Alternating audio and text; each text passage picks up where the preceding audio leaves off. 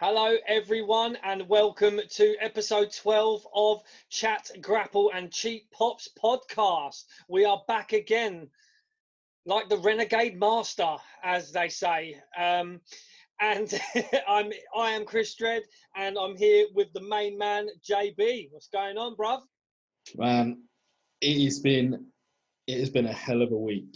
Let's not beat around it. You know, episode 11 was our most successful episode, and we can only thank everyone that's watched and listened and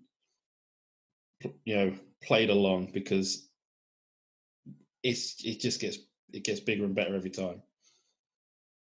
It's great, isn't it? I mean, when we started, we were getting, even for us, bro. When we started and we were getting like 500 views, we were getting gassed and like and for us, like two blokes who just love watching wrestling. We like to think we know a bit about a bit, but we don't really. We ain't all that. Or as my wife would like to say, two nerds watching wrestling. Two nerds. Yeah. Two nerds. And shout out to the two missuses who put up with a hell of a lot, figure and wrestling wise. But yeah, man, we would never have thought in our wildest dreams that we would be doing this and having a good amount of people every single week. I mean, even within a day or so, we're getting 1,000, 2,000 views on our videos within a day, and we just. We can't thank everybody enough. What time it is, baby. Get them fingers ready, Jordan, because we are on so many platforms. If you're watching us, if you're watching us on YouTube, it is Chat, Grapple, and Cheap Pops podcast on YouTube. Get at us on the Twitter. We post every episode on there. But we are also on Podbean, Spotify, Deezer, Castbox, iTunes, Apple Podcasts, Google Podcasts, Stitcher, Listen Notes, iHeartRadio, TuneIn Radio. Dude, I was round at my father-in-law and mother-in-law's the other day, and they had like a little Amazon Echo thing, and this made me happy beyond belief, right? Went in there and I said, Alexa, and it went bling, bling, and I said, go to TuneIn Radio, and then it went to TuneIn Radio, and I said, play Chat, Grapple, and Cheap Pops podcast. And it said, Chat, Grapple, and Cheap Pops podcast, episode 11, WWF Survivor Series. And I was like, yes, looks like we made it. Like, it's fantastic. Well, we're in the system now. Amazon Echo have got us. Yeah, baby. There ain't no getting away from us, man. JB and Chris Dredd, your broadcast journalists. And we've got a weird treat today. It's, we spoke about this just quickly before we started recording, and it's not a bad show. It's not a bad show, but it's a mess of a main event, real mess. And we could be talking about any WCW show, like, at any point, like it happens. Everyone has a bad main event every now and again, but this is next level shambles. This is grim. It's fucking like Jordan was saying. We were chatting about this before we went on. Not a particular. I mean, it's littered with great matches. There are some real good matches on this. I mean, even the first match, fantastic match. There's some good Japanese talent on this. Absolutely fantastic pay-per-view. Really, and.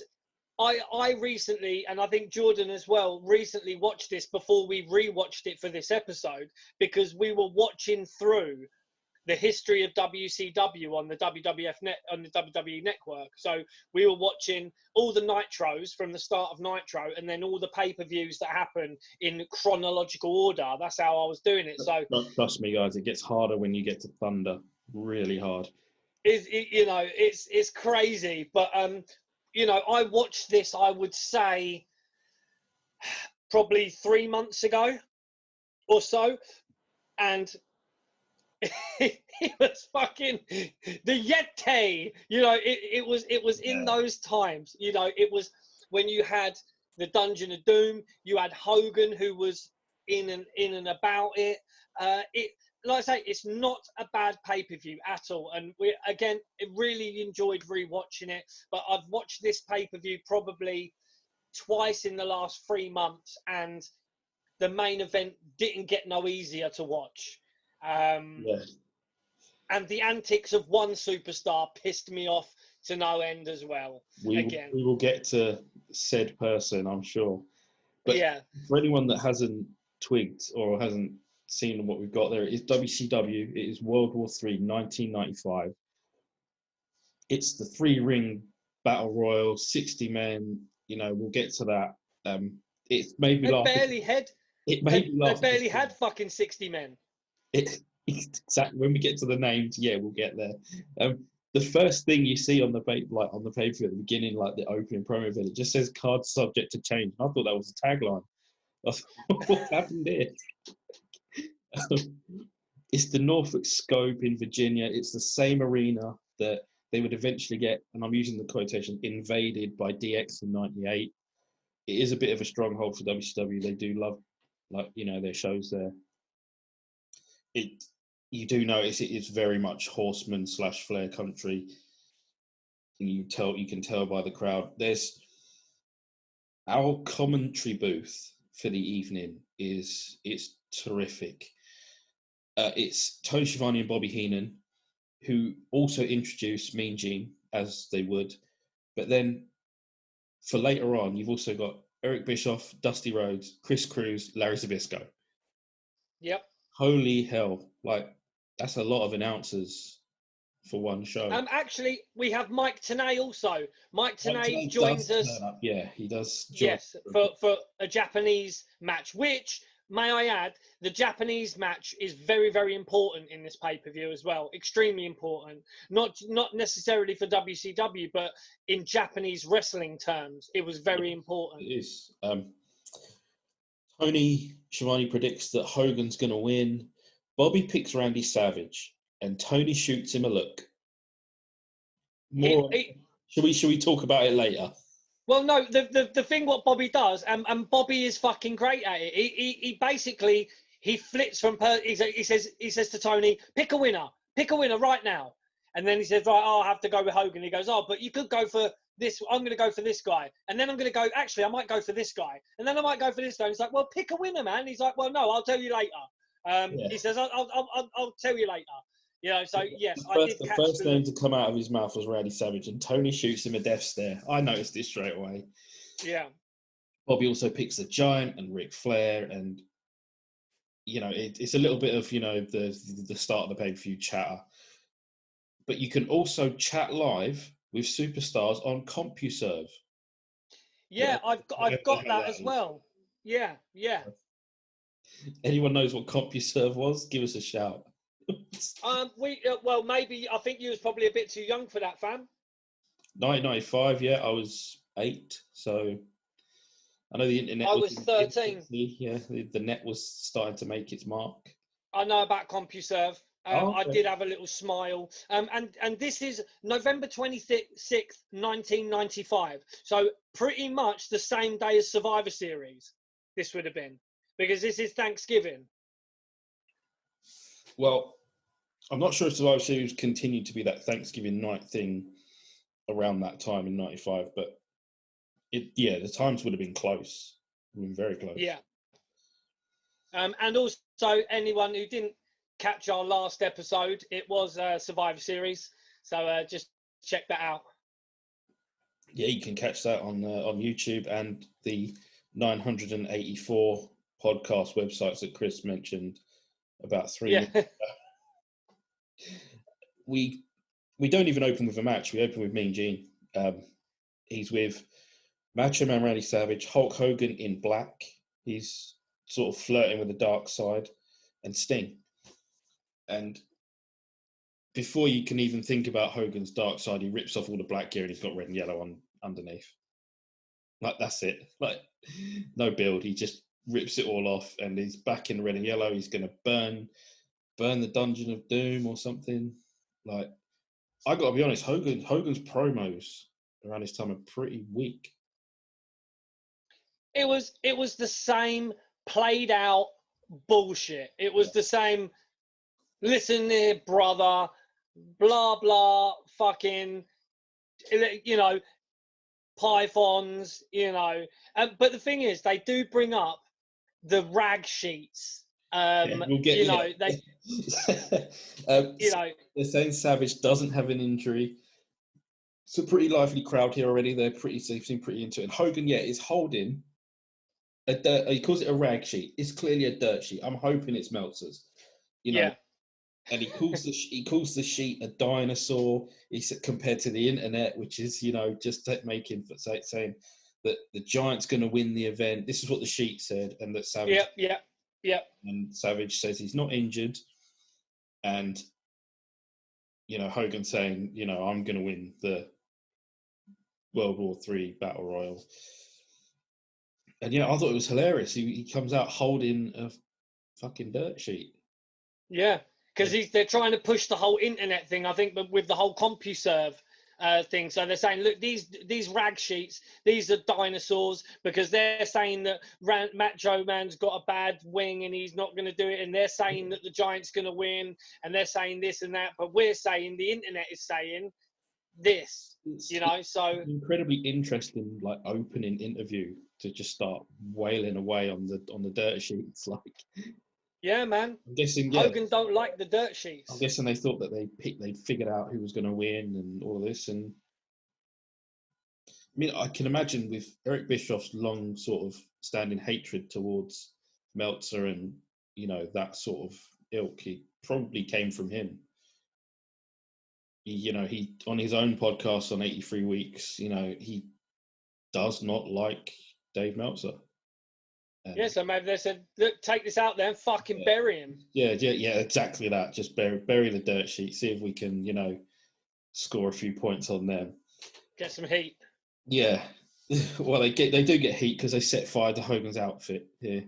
It looks like Sting's trying to put it out. What's going on?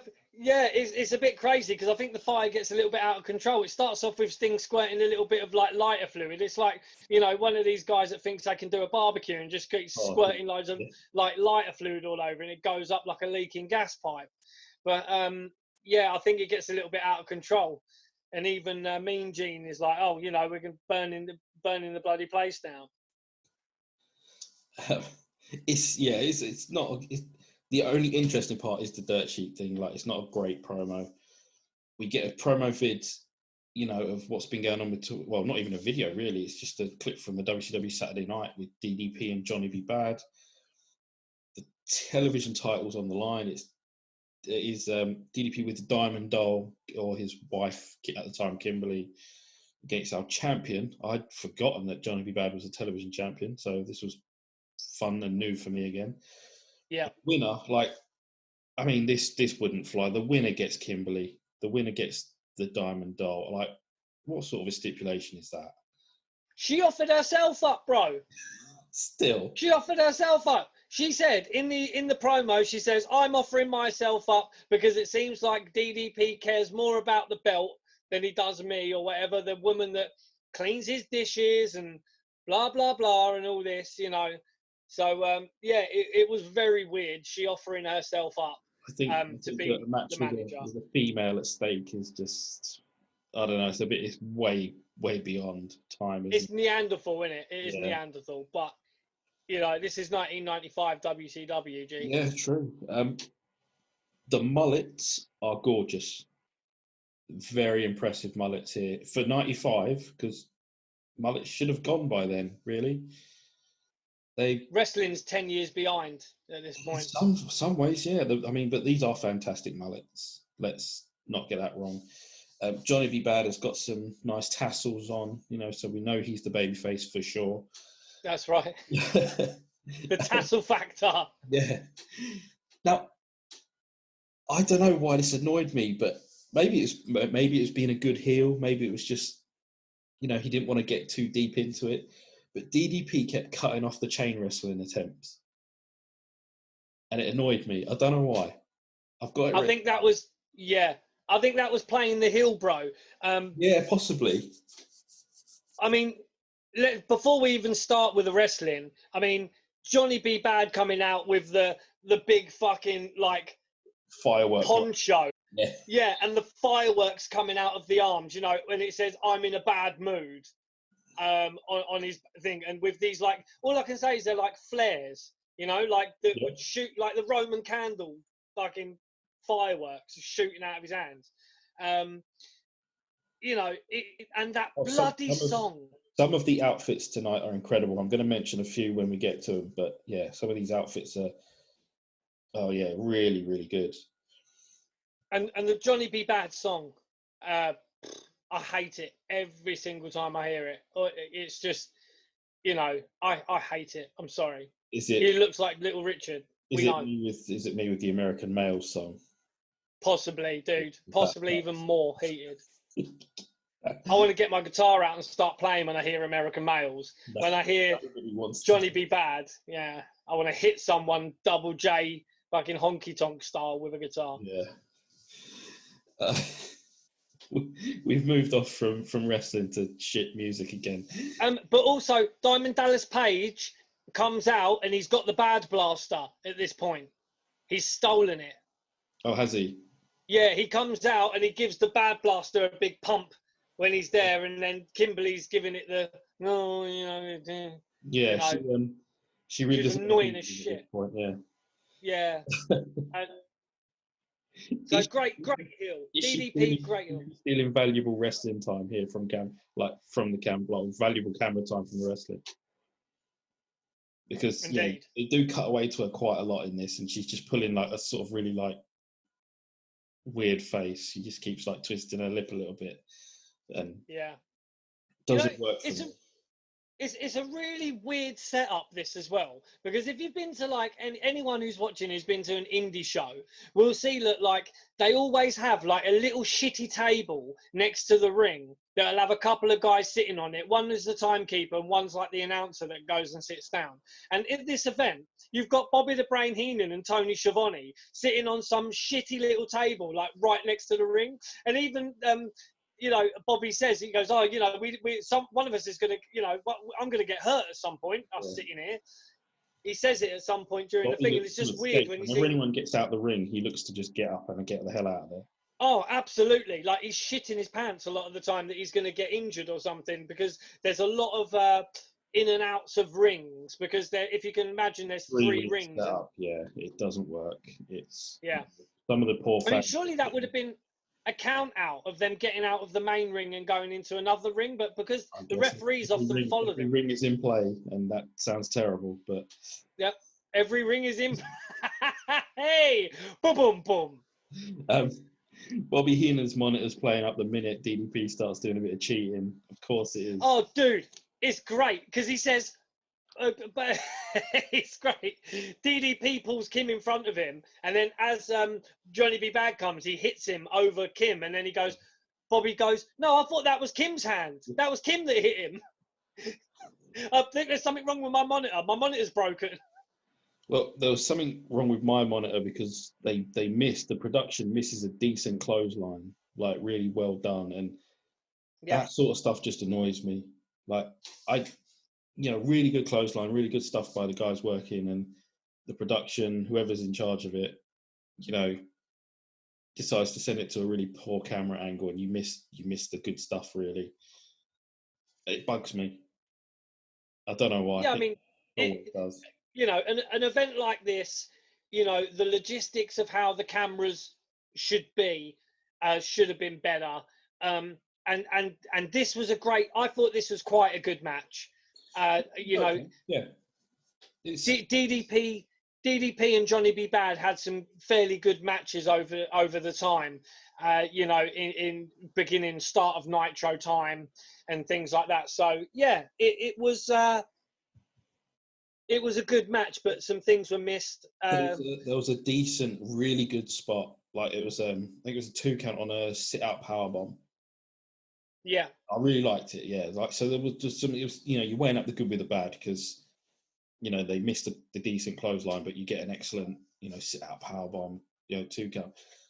One of the moves, the Diamond Dog holds up the 10, and for Johnny B. Bad, and the place gets really excited about it. Like, I mean, fans in '95 were like hungered for some pops, wouldn't they?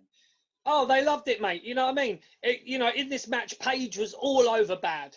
Paige was all over him. He was beating the snot out of him for a long time. Then Bad had a little comeback, as you say. Kim holds up the 10+ sign, and then you've got Bobby Heenan just talking brilliantly. He's going, "Oh, if she leaves Paige, she's going to have to get a job. That dress is getting repoed. He's talking about she's going to have to get a job. That dress is going back to Target." He asked, "Is she worth it?" It's a fair comment. He says to Tony, he said, "Would you fight over your old lady?" And he goes, "Yeah, I think I would." He goes, "Well, you're a fool." It's great. It's a decent back and forth sort of thing. Event like gets to a good spot, and we get a slingshot leg drop. That's hard to say. And Johnny B. Bad gets the win, and we get some of that sweet music again. You're missing the Bad mood over the top, which was really good as well. Oh, to the outside, flip over the top, really good. Yeah, which does set up the slingshot leg drop. Yeah, it does. I thought it was a really good match. And even to her credit, Kimberly on the outside, she was saying, "Look, I've never seen a contest like this before," and it was a back and forth contest. It was, for a starting match, absolutely brilliant. I thought. Before WCW got to having cruiserweights open their shows and just tear the house down, this was a good opener. Yeah, and you can't really fault it. Like it's got everything you need. It's got a slightly lesser championship on the line. It's got a little bit of a decent backstory to it, something that people can sink their teeth into. And I don't mind this one. It was good. Me and Gene's in the aisle, and he's gonna plug his hotline, and straight away he says, "There's a WWF steroid scandal update on the hotline." It's great. You at the end of this match as well, though, because you're missing what happened at the end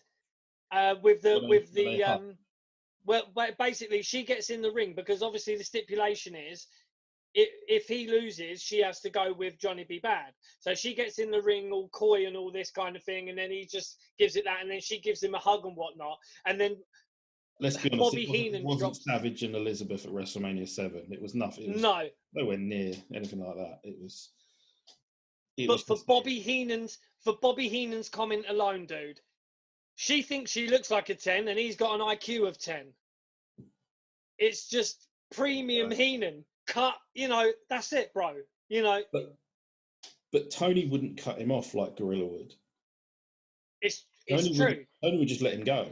Like, will you stop? Yeah, Gorilla would always cut him off, and you get back to the rest. So how long after this would Kimberly be the booty babe? Wouldn't be long after this, because in my chronology of Nitro, as going forward, she was with Johnny B. Bad not very long at all. So she was with Johnny B. Bad, and then she was the booty babe. But then we remember she comes back to WCW with Diamond Dallas Page later on in the NWO time. Yeah, that because of the nudie they wouldn't be back on TV together until like 97. Yeah, and she was the booty babe after this. Not long after this as well. So Kimberly took a bit of time out from this as well. We just can't escape the Ed Leslie gimmick box, can we? No, we can't, dude. No, we're going to get to it later as well. We do get to it as well later on. Fuck me, do we? So, like you said, sorry, Johnny B. Bad wins, holds the title, but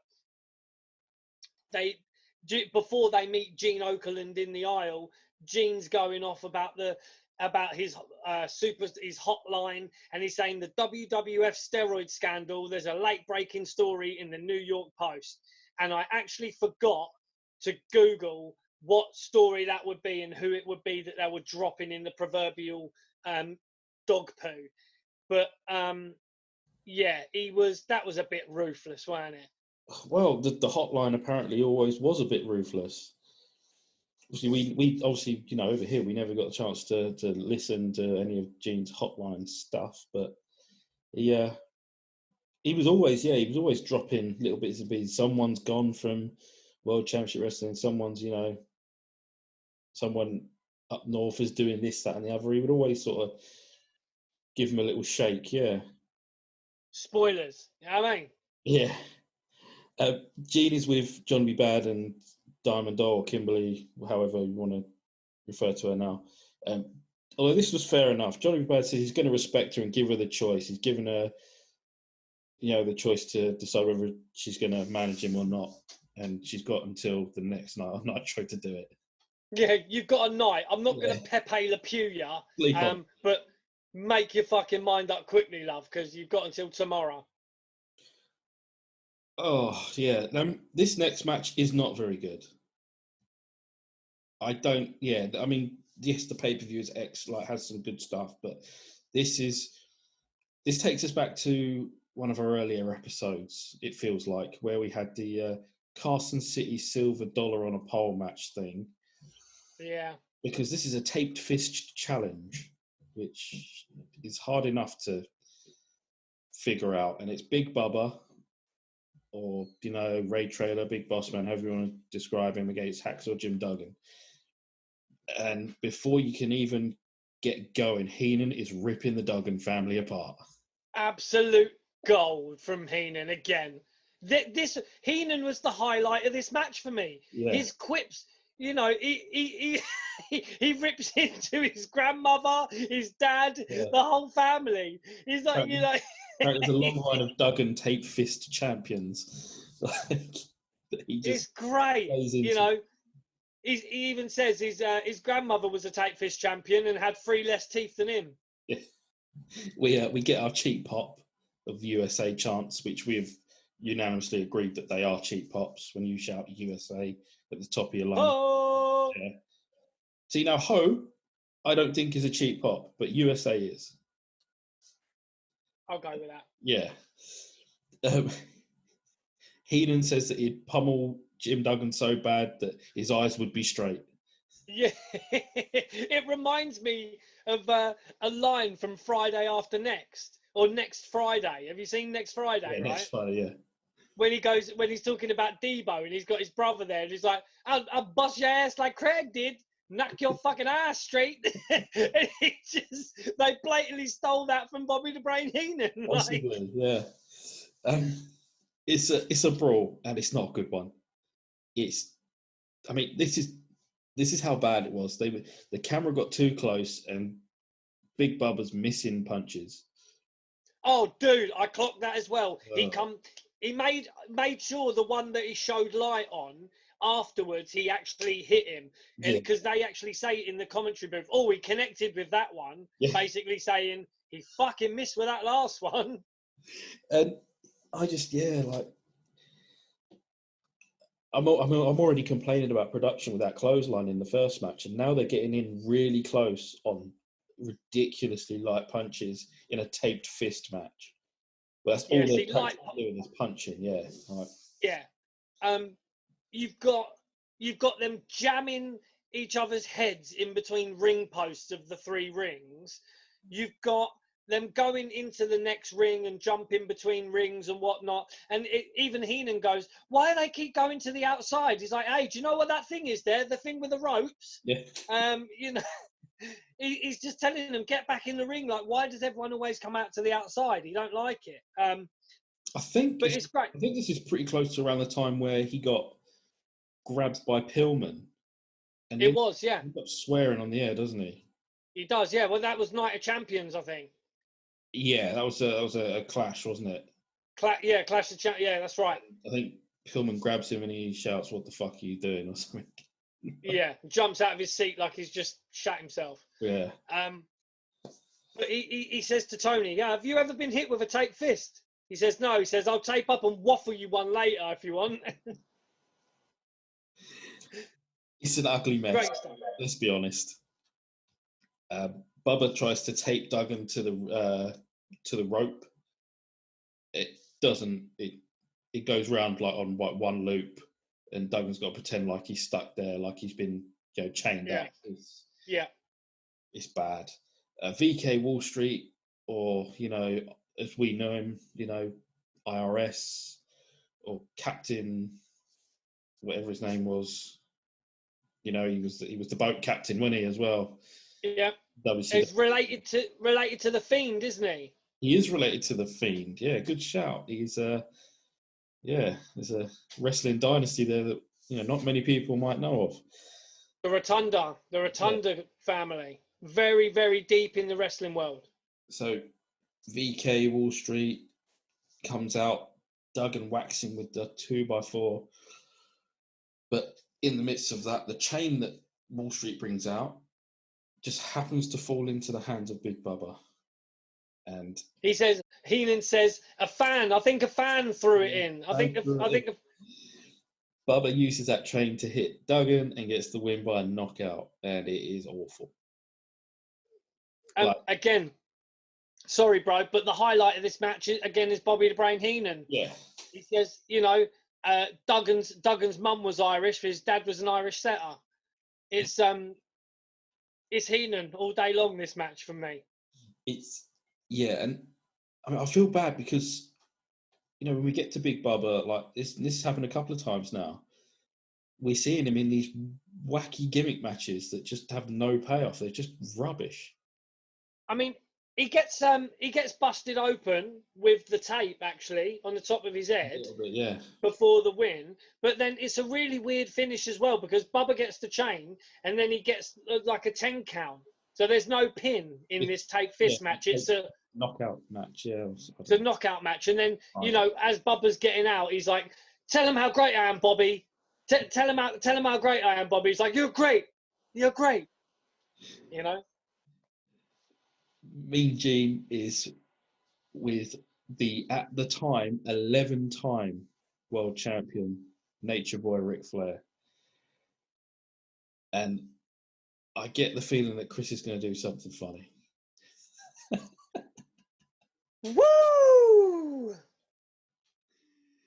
Nature Boy! For those that can't see this, Chris is sporting a beautiful blonde wig, which is fashioned into a hairstyle of Ric Flair. It's kind of a cross between Donald Trump and Ric Flair at the moment. We'll definitely call it Ric Flair. It's Ric Flair, that's right. So, yeah, the great one, Gene and Flair, classic Flair. He's dropping all the lines.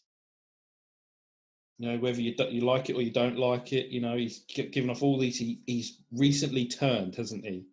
He turned heel again at Halloween Havoc. But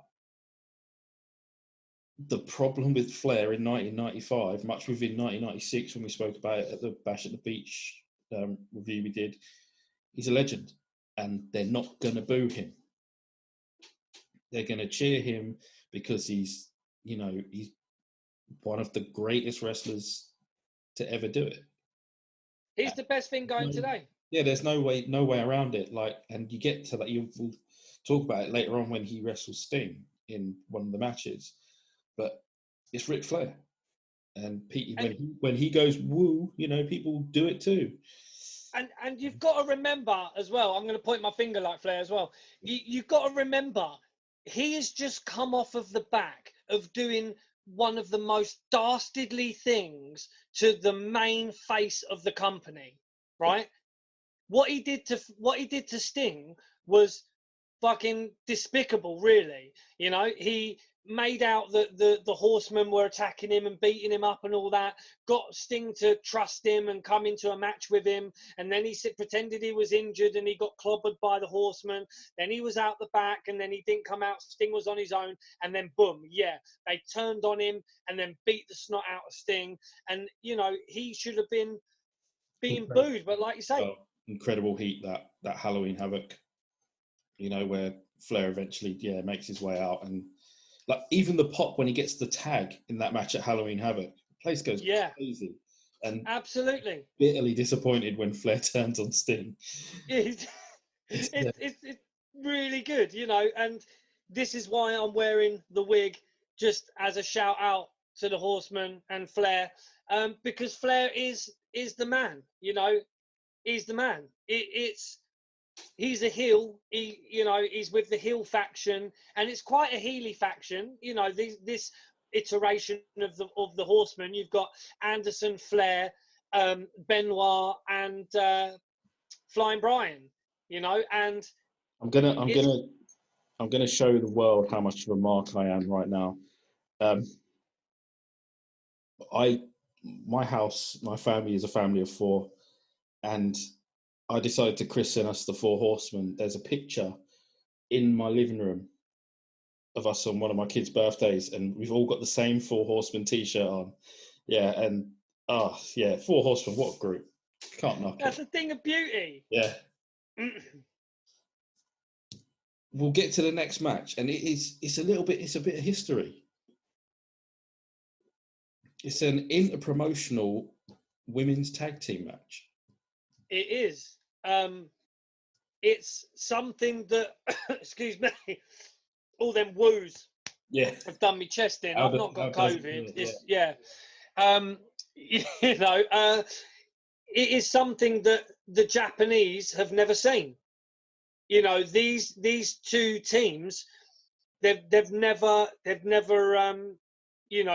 fought each other before. It's something that's unseen. It's extremely important in the, you've got the JWP team and you've got the All Japan team. And this is something. It's Cutie Suzuki and Mayumi Ozaki against Bull Nakano, who I think people would recognise from a little stint in the WWF. And Kira Hokuto. And they come out with Sonny Ono, who Sonny just is great. Sonny does a brilliant job as normal. Love him. And, we're joined by Mike Tenay, who does all the explanations and tries to get that across that it's a historical night. There's a lot of Japanese photographers at ringside. And I got to say, Bull Nakano is an incredible heel. Oh, I mean, think about this. This is 1995. I mean, Jordan and myself, our first episode that we did was on 1987 WWF Survivor Series. And one of the highlight matches on that card, apart from the fact that it had Sensational Sherry in it, it actually had the Flying Bomb Angels, which were another Japanese female team. So we love a bit of Japanese wrestling anyway, but for its time, people were really not seeing women wrestling like these women were wrestling. Women's wrestling in the US was, I don't want to say it was on the floor, but it wasn't going doesn't go very well. You had Alundra Blaze, Medusa as the WWF Women's Champion. WCW didn't really have a women's division. But on this night at World War III, they've brokered a deal where they can have two promotions from Japan, no less, put on this incredible match, this really good match. It was a showcase. It was absolutely a showcase. And you've got Tenay explaining the way that women's wrestling is treated in Japan, where they will have a few people go to these dojos and go through the training camps, and then you'll have probably 12 or so go through, and then only 6 of them will get through to one bit, and then maybe 2 or 3 will actually get through to the promotions. And then you've got Bobby Heenan saying, do you remember that time when me and Gene Okerlund tried to sign up? He turned up in a wig. He tried to get through the female dojos in Japan. It is just... it's crazy. There's another rib later about I think that's Mean Gene says something about that's how I lost my hair the first time, not the second time. And it's great stuff. Great match. Bull Nakano is the biggest. She's the biggest woman in the match as well, but she's playing this monster heel, and she's laying waste to Suzuki and Ozaki, and they eventually get the turn. And this is where I sort of sat up a little bit because I was watching this, and there was the crowd went absolutely wild for a double half crab spot. Yeah. On from Suzuki on the heel. On the heel team, and I was like, where did it go wrong for women's wrestling in the mid-90s? Because people clearly wanted to be a part of it and take notice. There's a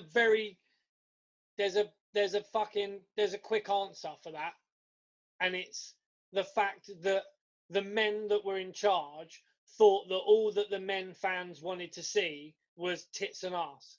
They didn't want to see. Apparently, they didn't want to see women wrestling. And I'm going to tell you, right?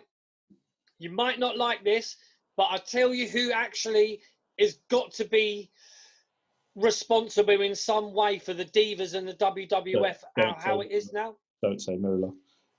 No, I was going to say Moolah killed women's wrestling for a good 30 years. But it was TNA. It was the TNA Knockouts division. Had some absolutely fantastic wrestlers. Had some absolute. Yes, we're talking. Look at his face. Look at his little face. Anyone who can see this video podcast right now can see Jordan's little face. I mentioned TNA, and he's got like slapped ass face. Listen, right? And he's paid. I reckon Impact and TNA, Dixie, they're all paying him a little bit of a backhander on the side. Dude, I ain't getting that Dixie Carter money, bro. I ain't getting that Dixie Carter money. What I will say is, he's holding the dirt sheet as well. I can see it. I've got the dirt sheet. I've got the rag sheet here, brother. This is a fucking dinosaur. No, at a certain time when women's wrestling was a little bit the Knockouts division, yes, the Knockouts division. You had Gail Kim, absolutely fantastic talent. You had Awesome Kong. You had Angelina Love, Velvet Sky. You had Mickey James in there. TNA's women's division was great. Are we looking past that era of I think it was around about 2002, and maybe a little bit further on with Trish Stratus, Lita, Jazz, Victoria, Marley Holly? Are we going? Because no, because we're not. No, I agree. That era there, but what actually happened? The problem was. That was, I would say, you're correct. That is the early resurgence of women's wrestling. Okay, so you had, but still, it was a little bit. They still had the bra and panties matches. Yeah. They still had that kind of cat fight, and then the problem was, once you got out of the Lita, Trish Stratus kind of era, the Jazz, the Ivories, the Victorias, the Jacqueline. You had the divas that couldn't work, and the divas. Did TNA not have that then? The divas that couldn't work? Yeah, there was a couple that couldn't work. But that you had that WWF went too far with the models. You know what I mean? Yeah. There's a story, dude. And I tweeted something on Twitter, and it was to do with the whole speaking out thing. There was a model that started wrestling for WWF, WWE, and she ended up killing herself. And the papers, her legal affidavit papers, she made a statement about something horrific that happened to her on a US Army base. Oh, where actually, Massaro, yeah. Was it Massaro? Yeah. Yes. She was part of a group of women wrestlers who, they weren't wrestlers, bro. They were brought in, they were models, and they were there for the face and the boobs and the bum, and they were made to wrestle, and they did this and this. So women's wrestling has been very much a roller coaster of, like you say, great late 90s, early 2000s, then it went a bit modelly, and then I think TNA brought it back again with the Knockouts. Have to remember that the WWF made Sable their women's champion over fucking Luna Vachon. Yeah. You know what I mean? And Luna, bless her, she lived it, man. I would have loved to have seen Luna with the strap. would have loved to have seen her wipe the bloody floor with Sable. And yes, I know Brock is probably listening to our podcast. You know, come see me, Lesnar. Leave my my buddy out of this. You know, he just doesn't like TNA. But let's bring it back. Let's bring all right. Sorry. So this match, and women's wrestling should have moved further on from this, and it didn't. Absolutely. And I mean, I would love to know who was to blame, just so we could call them out on it, but we won't. We won't know who was to blame. I don't think Eric Bischoff was probably to blame on this. I mean, he would have seen the reaction they got. It was these people. The crowd were completely invested in this match, dude, and any fan of wrestling would be watching this, and it was quite obvious who the faces are, and it was quite obvious who the heels were. Very easy. But I'll tell you one person who really impressed me in this, Akira Hokuto. Yeah. She was, some of the moves she was doing, some of the high-flying stuff. I mean, Cutie Suzuki and Osaki were a great team as well. Worked really well together, like you say, the old double Boston Crabby kind of thing. Yeah, just like really made me like. I was into it. Nakano missed the moonsault, which impressive. In any there was the era, there was the great half Nelson suplex as well. There was an absolutely great move. That was Hokuto, I think, doing that.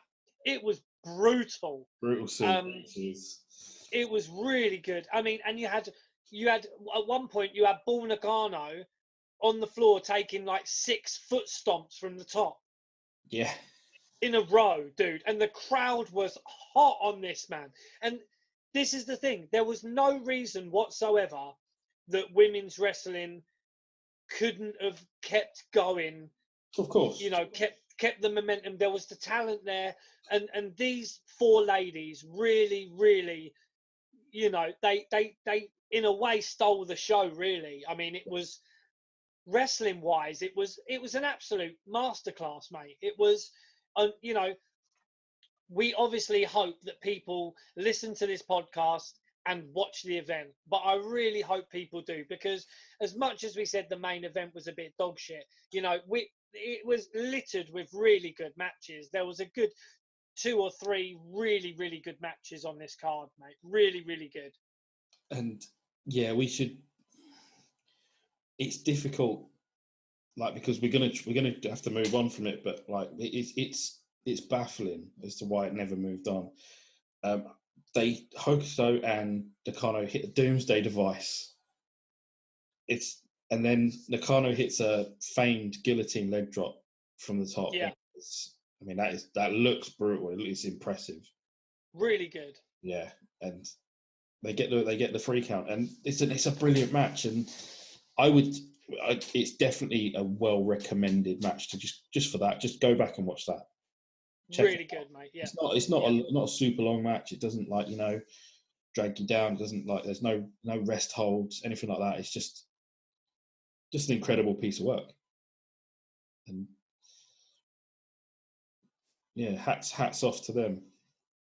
Or hats off. Ric Flair wigs off to them. Yeah. Ric Flair wigs and Japanese masks. Yeah. I mean, all the costumes for these 4 ladies were fantastic as well. Bull Nakano's hair straight up, the masks, the outfits, beautiful. What kept that hair up?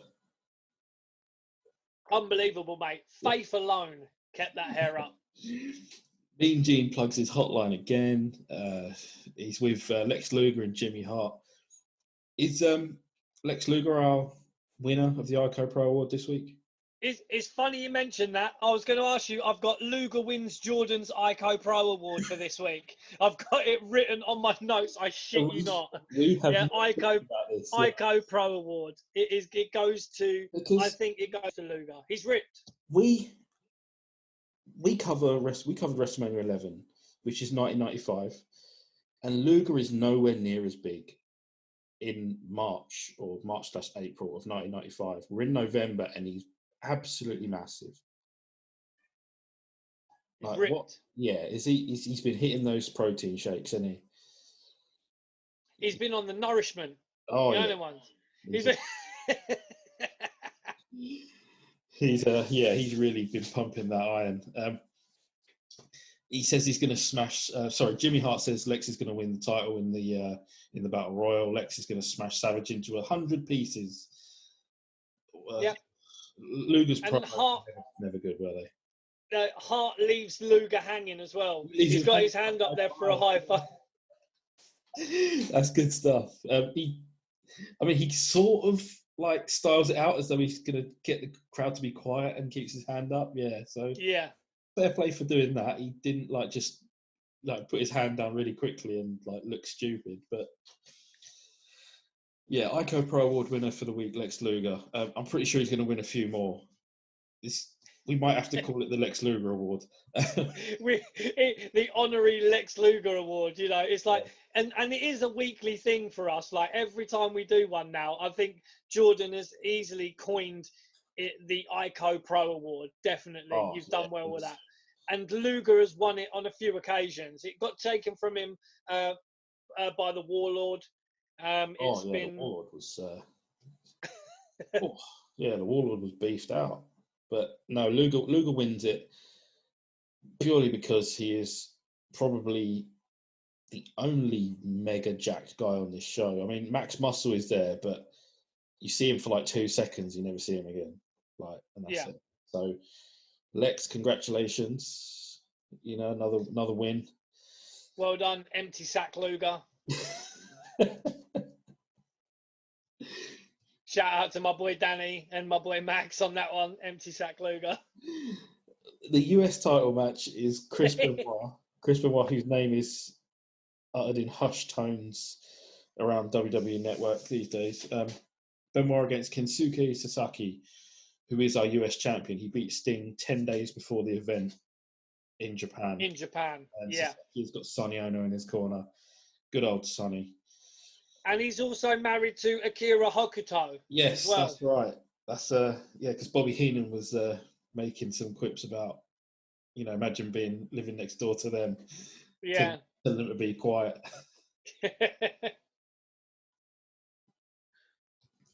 This match, it's not bad, but the crowd are asleep. Yeah. And that annoyed me. Yeah, because Kensuke Sasaki is an absolutely fantastic performer. He's great. He actually tag teams with Hawk from the Legion of Doom when he's in Japan. Yeah, they were the Power Warriors or something. Power Warriors or the Hellraisers? I can't remember which. Hellraisers, something like that. So yeah, it is an absolute built like a brick shithouse. Absolutely massive guy, very powerful. The way he just picks up Benoit and slams him, it is absolutely effortless. He just picks the guy up like he's nothing and just slams him. Really, it was a slow start. Some really good wrestling in this match. Yeah, they were laying in those chops, weren't they? Laying in the chops, dude. And it was that I mentioned some chops later on in another match that is coming up. Yeah. But in a worse way. Yeah, I mean, I hate to use these two next words in the same sentence, but there's a great suicide dive by Benoit. Yeah. I remember. Yeah, sorry, dude. He almost hits his head on the rail, doesn't he? Yeah, he does. It's the way he comes flying out with some right force. Can we call it a tope suicido, or is that the same thing? Yeah, it's the same thing, man. There's no getting away with it. If Benoit does a suicide dive, we have to call it that, unfortunately. But it was a great one. He nearly smacks his head on the rail. But it's a great move. Bobby Heenan, Bobby Benoit, Canada's greatest athlete, and that's got a knock on Brett, isn't it? It has to be, yeah. It's Bobby Heenan, after talking with Sonny Ono, because there's a side story that Bobby owes Sonny some money because he sold WCW Pro, which was the morning show, to Sonny Ono, and Sonny gets on the headset and says, "Oh, me and Bobby have worked out a new deal, something to do with Starcade." And Bobby just turns to the camera and winks. It's crazy, yeah, because he says it's absolute gold the way he does it, the way he sells it. He goes, wait, money means nothing to this great man and to the great people of Japan. It means nothing to me, and he gives the wink, and it is just, it is your prime, it is absolute gold, Bobby Heenan. You know what I might even do? I might even go back through this show, get that image of Heenan winking to the camera and make a bloody T-shirt out of it, because I'll tell you what, it is absolute Bobby Heenan gold. What a man. Oh, we can't. Oh, I really miss Bobby Heenan, man. Really miss him. Yeah. It's this man. Is partially why we do this, because we do get to listen to some great stuff, including Bobby Heenan, some of the other, like even Jerry Lawler has his moments. I'm not the biggest Jerry Lawler fan in general. Nothing to do with the fact that he pardoned me off at WrestleMania 24, but I moved on from it. I didn't like. I'm not bitter or nothing. Cheers, Jerry. No.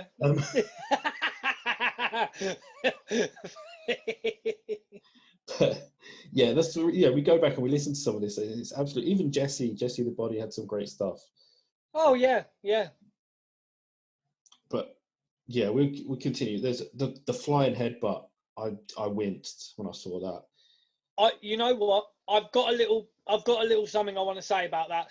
There was a great reverse power driver, weren't there? Where basically got it up and then they reverse power driver, and then if anybody here has seen the Dark Side of the Ring, the Chris Benoit Dark Side of the Ring, on Vice, sorry. On Vice, yeah, and actually on Channel 4 in the UK if you want to watch it. I think I don't know. Is the second season up yet? Not sure. It possibly, but basically, in that documentary, they talk about this move, and they talk about all of the people that have done this flying headbutt move.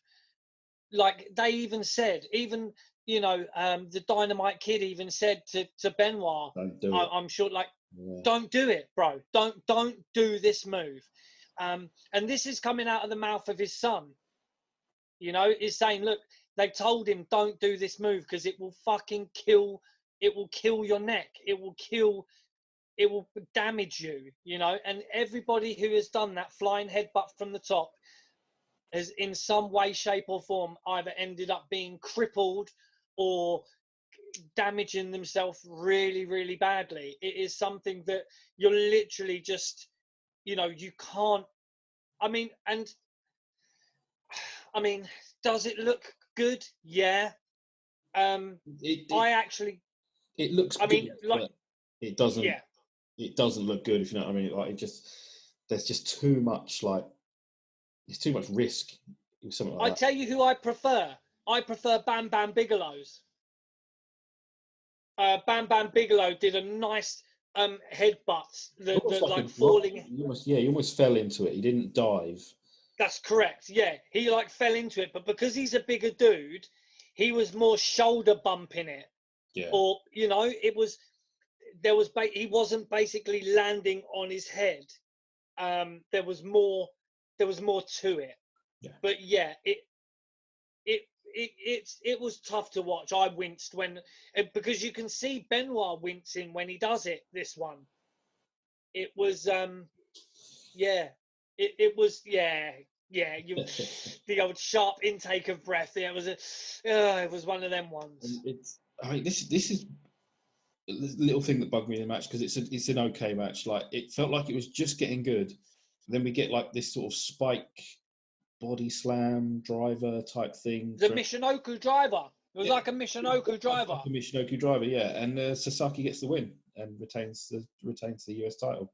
And I mean, I felt bad for him because the crowd was snoozing on this, and I thought this was where the crowd was. It probably just sort of peaked and just would fall away, but they wake up later on, which doesn't. Yeah, I just some crowds baffle me, but they went. Yeah, they obviously had a little popcorn and bathroom break during this. Maybe it was after the women's match. Yeah, a little bit. After the women's match, they probably thought, right, I need to go and go toilet and get a hot dog or whatever. Yeah, drink. Yeah.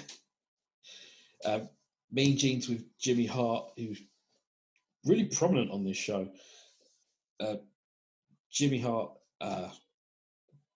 Kevin Sullivan, and the Giant, and fuck me, Sullivan's a lousy promo. Yeah, I mean, at this time he was Booker as well, weren't he? He bores me, and I hate to.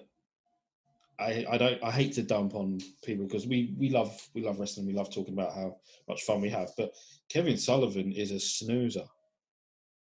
I don't get it. The guy's like the same height as me, like 5'6", and he's. I think you've got an inch on him, bro. You got an inch on him. He's giving it the Billy Biggin, like to Hogan and all of those people that tower over him, and oh man, just it doesn't work for me. This whole demonic, little bit of paint. He's wearing red and yellow as well. Like, what's the point? You ain't Hogan. They even mentioned that the only man that ever wears red and yellow will be the Taskmaster. Taskmaster, what is he like? What is he in, like some stupid computer game show or something? Like, even the games. Games Master. That is a quick shout out to the Games Master show from the UK, I reckon. Great stuff. I'm giving a plug to a couple more things later on as well. Jimmy Hart says they're not scared. Giant starts ranting and raving. Giant is clearly the star of this pay-per-view on the heel side anyway. And it doesn't work for me. Like, Sullivan, is he booking it? Yes. He's already had his run-ins with Pillman, or has he had the run-in with Pillman yet? I'm not sure. It comes slightly later because that's when Woman and Elizabeth are involved with the Horsemen. Yeah. But I mean, it's slightly annoying because they say, "Oh, he's the uncrowned champion," because the Giant, because the Giant beat Hogan. Hart had power of attorney. I'll stop you there for a second. They make a lot of outlandish claims about the Giant in this show, and one of them is that he's the uncrowned champion. The other one is he's the son of Andre. Yeah, and it's fucking ridiculous how Gene says your father would be so disappointed if he saw how you was acting now and who you were hanging around with. But yeah, as if, right. As if, bro. Yeah. So he was the champion. Jimmy Hart signed a contract on Hulk Hogan's behalf because he had power of attorney. In the contract, it stated that, if Hogan gets disqualified, then actually the Giant does win the title. And again, some kind of officials come out and bail Hogan out and ends up taking the title off the... Yeah. But that was setting up World War III, I think, just to have the title as like the carrot on the stick. Yeah, sure.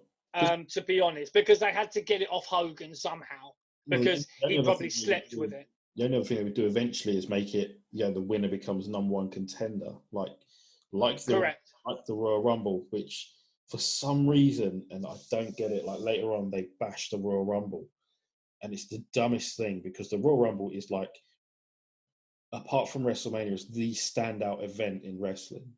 Like it's an event that everybody loves and looks forward to, and yet WCW found the time to make a knock on it, and it's like you got a death wish, man. Like why would you try and suggest that your pokey World War III 3-ring battle royal that you can't even produce properly is anything close to a Royal Rumble? Ain't even close, dude. Yeah, it's no contest. But anyway, that's me ranting and raving. Yeah, dude. Love it. Tony and Bobby plug Starrcade that's coming up in December. On a Wednesday night, did they say? Yeah. That's who knew? Like WCW doing Wednesday night pay-per-views, before Taboo Tuesday. Tuesday in Texas. Yeah. we get a Savage and Luger promo video where, you know, they go on the history of what's happened there, where Luger joined the Dungeon of Doom. But did he really? I mean, it doesn't really work for me. Like Luger in the Dungeon of Doom, he's only really there for himself, which, you know, he's not there to listen to Kevin Sullivan, is he? No. It's a weird one because Luger just come in start of the Nitro, and you know he was friends with Sting.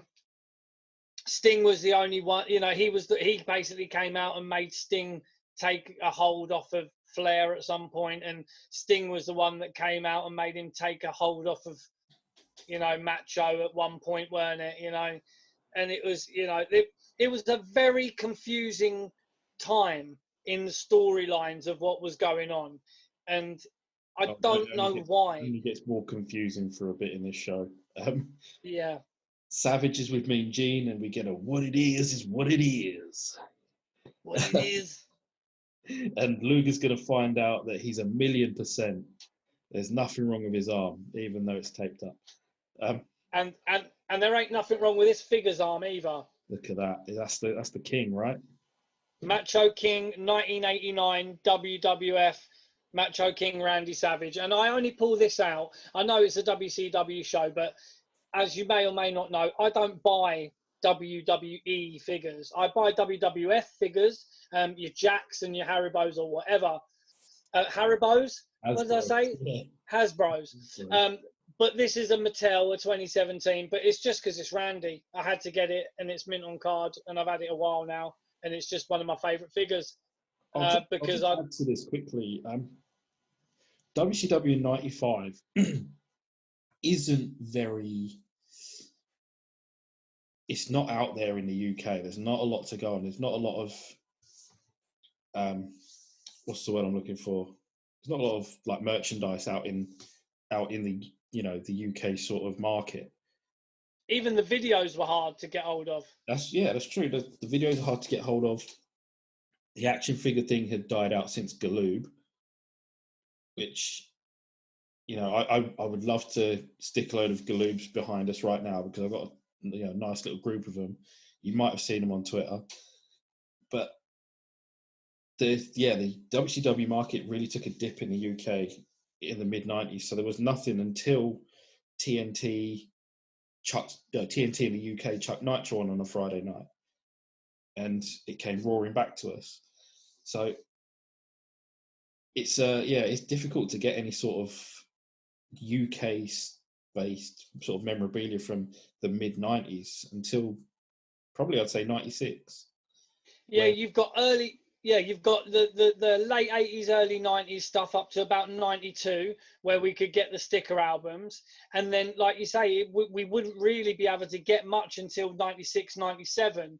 And then you've got your Marvel figures and your Toy Biz and your things like that were coming through, yeah. Even the, was it the old San Francisco Toy Company or whatever it is? Yeah, that's right, yeah. I've found a couple of those, like, in the box, which was crazy. I haven't put those out there yet, but I will show those off to anyone that wants to see it.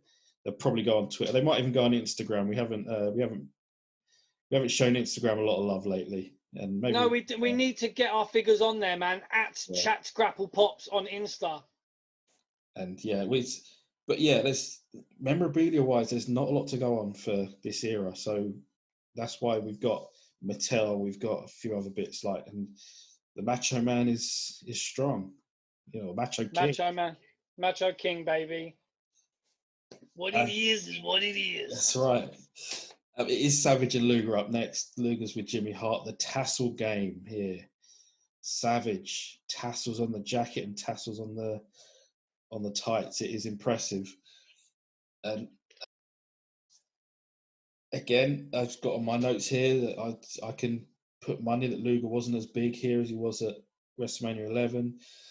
That's something you can catch up on if you haven't seen our WrestleMania 11 review. It is on the in the archive.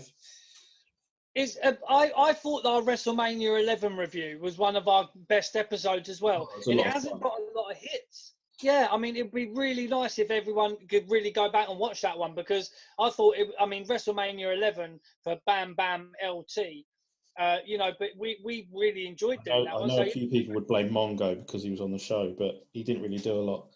no, it weren't his fault. We can't blame Mongo for that. We can blame him for a whole heap of other shit, but we can't really blame him for that. We haven't To got be that fair. far. Now, this match is a bit of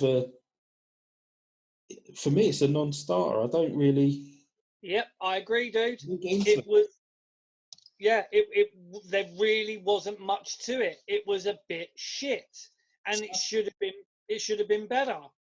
Savage batters Lex Luger all around the ring, and like he hits him with the elbow, and there's zero reaction to it. The crowd are still snoozing. It was a terrible finish as well. I mean, Yeah.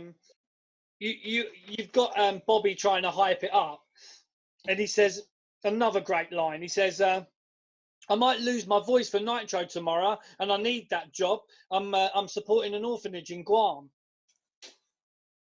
It's like, because he says, "Oh, I might lose my voice tomorrow for Nitro," and then Tony says, "Oh, it's all right. I'm sure we can get someone else to do it." He's like, "No, no, no, no. I need that job. I'm supporting an orphanage in Guam." And it's just another one of them Bobby Heenan things that you just, right on Bobby, man. I'm gonna take a minute to mention Jimmy Hart's spectacular jacket. Fantastic. He always had great own jackets. face on the back. It is yeah.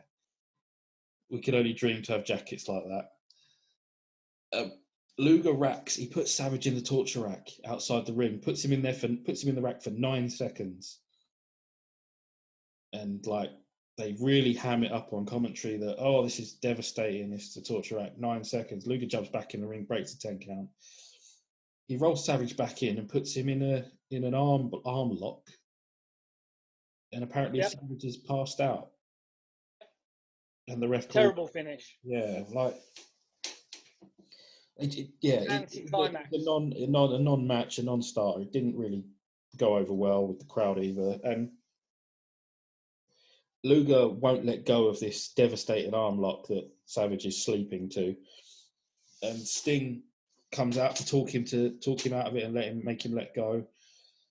And it doesn't go over well. I mean, the crowd react to see Sting because it's Sting, and he's, for me, the top guy in the company. But that's for me. That's my judgment on that. And you would think, with Savage now being a kip and out of it, that he wouldn't make it to the Battle Royal. We would be wrong. and a quick shifty of papers. You would be wrong. And we move on. There's a video promo for Sting and Flair, and this is my notes here that just says all I took from this is that people were clamoring for a babyface Ric Flair. They wanted Flair to take over. He's getting cheers in the. I mean, he does the job for Arn Anderson in a really good match at Fall Brawl, which went over a treat in WCW country.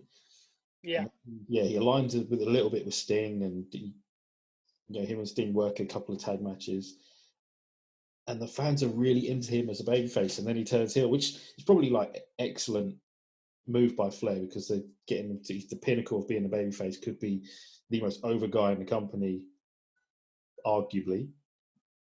More over than Hogan. Hogan's not getting those cheers. Yeah, the Ric Flair cheers are just something else in that sort of that WCW sort of catchment area. Like they love the Four Horsemen, they love Flair, and all they love him to bits, and it's just So maybe him turning heel on Sting was a stroke of genius. I don't know. But we get to the match, and Ric's purple robe. I've got Flair looking perfect in purple. Yeah, and I'm gonna say this about Sting. He gives it a bit back with the gold, blue, and white. It's a beautiful. He's looking phenomenal. Yeah, his great jacket, very sparkly. The tassel factor is through the roof. Yeah, tassels on the jacket. Yeah.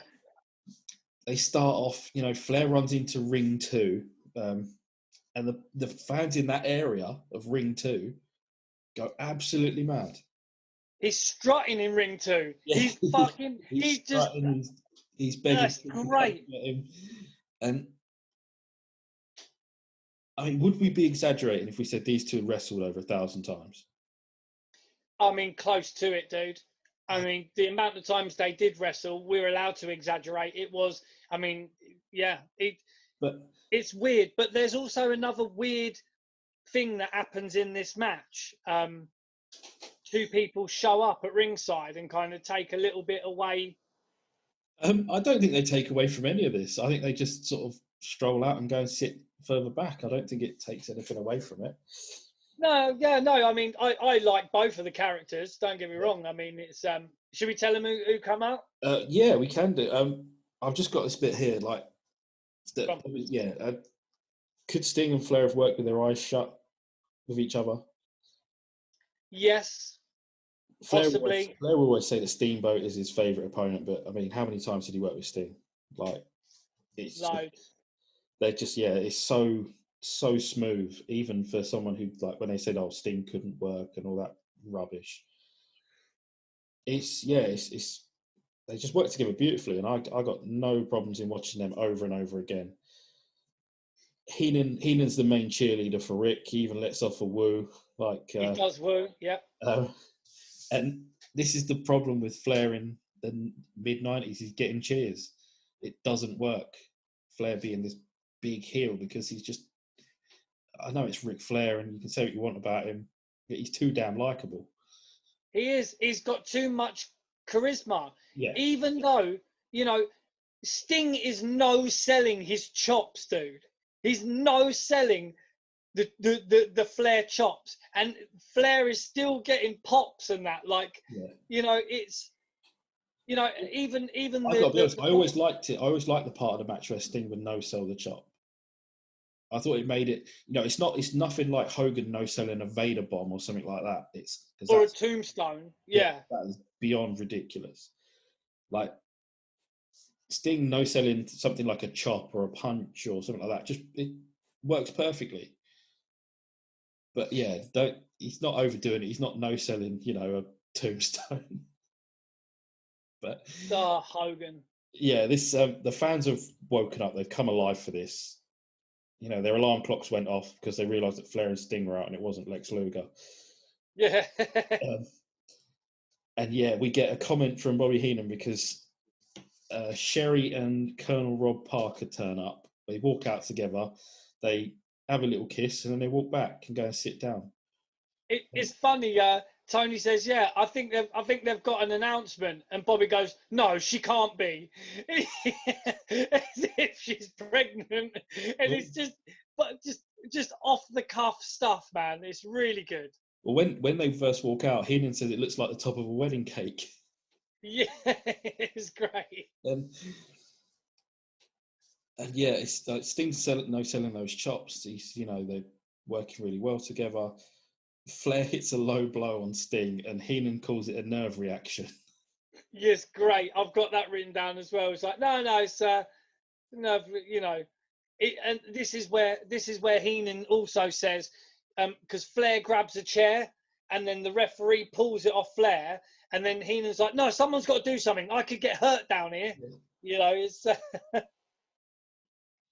good stuff. Flair obviously does it week in, week out at this point. He knows how to work a knee over. The chop block is executed perfectly. Good stuff. And he puts on the figure 4 and he slaps Sting in the face. And that wakes Sting up. Sting, he gives up on selling the figure 4 and comes alive. The fans they're really into this. And this is where I'm going to stop and ask you a question. Go. Is Sting better than Hogan? Oh, dude, you asked me this question, I think, because I have been known in our previous episodes to be a little bit meh on Sting. You have. Because I see Sting and Hogan as similar kind of characters, where they're the face of the company, and Is Sting better than Hogan? Wow. It's subjective, I suppose. Is he a better wrestler? Probably. Oh man, tough question, dude. Me personally, I don't know, man. It's such a tough question, mate. I would say I preferred watching Sting's matches. He's had better matches with people than Hogan has. So yeah. I'll apologise to you now for it, or I'll just wait and just see where it goes. Yeah, I mean, no, I prefer watching Sting to Hogan, probably. Yeah. He's had better matches with people, I think. Well, the question I sort of asked myself is, could Sting have prospered in late 80s, early 90s Federation? And the answer is easily yes. Easily, yes. I mean, he knows how to work a crowd. He's got a great promo. He can definitely work in the ring. Dude, I think him and Warrior would have been a great tag team in those days, and they could have feuded and stuff, and then one of them could have been great and the other one would have been shit like the Rockers. Yeah, Sean. Yeah, sorry, I had to ask that question to you. No, and it's a fair one because they are similar characters, but I just think on the scope of it, Hogan's matches were very, very similar all the time. And I know I've said previously, this match is just another Sting match. And his matches can be very formulaic where he does the same things, but Sting has a more varied, he has had better matches with different types of people. And I think maybe because he's had quite a good matches with Flair as well. He has had some good matches with the man. I'm gonna shout out Ric Flair's his engine as well, because even towards the end of the match, he's still charging around. He's working at 80 miles an hour. It's just non-stop. And they said he could work 60 minutes standing on his head, and you got to believe him. Flair just does not stop, and it's a hell of a work rate. And anyone who's been in a ring will tell you, wrestling ain't easy. You can be blown up in 5 minutes, dude. In 3 minutes. Yeah. You do a few. These guys make it look easy, and the fact that they're having matches and then going on to this World War III, 60 men, 3 rings, 3 giants, 1 battle royal, man, these guys, the fitness level of these guys, yeah, and they partied hard. I mean, we'll get on to partying later on, because I've got a little bit where I need to ask a question whether someone was on the powder, but yeah. Probably the answer is yes. I don't even need to fucking know who or when. Sting hits a superplex and puts on the Scorpion Deathlock for a very clean win. And yeah, again, just a really good match. We've had some bad ones and we've had some really good ones, and I liked it. It was a good match. Good match. Tony and Bobby talk about the condition of the guys who've already worked during the show. We get a video promo for the Battle Royal, and we've got, how we got to this point. We've already spoke about it already. There's the bit where it says the son of Andre, about the giant, and yeah. They're selling this 3 rings, 3 giants, but the giants are the Yeti, or the Yeti, the Yeti, I'll say it as they say it, the Yeti, the Giant, and Hogan. Yeah. Hogan's not a giant. He's a big dude, yes. Yeah. But, one man gang's bigger than him. Yeah, the gang's in there as well. The gang, and he makes it through quite far and all. Hogan is with Mean Gene. He's showing off the pythons. Mean Gene's getting very excited. Oh, dude, he's like, show me the pythons. Show me him. Look at this man. He's not getting as excited as he does when Woman is around, but... I mean, who would, yeah. He pictured his tent. He's pole vaulting, has he? Hogan takes a little aim at Sting and Savage, and every man for himself. And this is where he rips on the Royal Rumble. And I just put here, okay, Hulk, like, you know, take your shot. It's not going anywhere. This match, I'm going to take a page out of Bobby Heenan's book when he said they were trying to compare Ric Flair's championship belt to Hogan's, and it's like comparing ice cream to horse manure, because the World War III Battle Royal is your horse manure, and yeah, you get the picture. Yeah, dude, yeah. He drones on. It's Hulkamania this, you know, the power of the Hulkamaniacs that, and I give up on it. I just thought, yeah, same old promo for Hogan. Blah, Dead. Blah. Yeah. Yep. Hogan's nameplate is still on the belt though when Heenan has it at ringside. It is, yeah, yeah. Feel the weight of this, Tony. And yeah, I saw that it said Hulk Hogan, and it's like, and if you're watching that live, you're getting worried that it's going back to Hogan. I mean, and you'd be forgiven to think that it would be going back to Hogan, because it's this, you know, repeated narrative that fucking wherever Hogan goes, he even calls it my belt, belt all the time. It's my belt. You know, and the years that follow, even right through to 99, he still has the belt. So, Ring 2 has Eric Bischoff and our director of Mud Holes, Dusty Rhodes, as a team. And Ring 3 has Chris Cruz and Larry Zbyszko calling. But I have a problem with all of that, and I will get to it.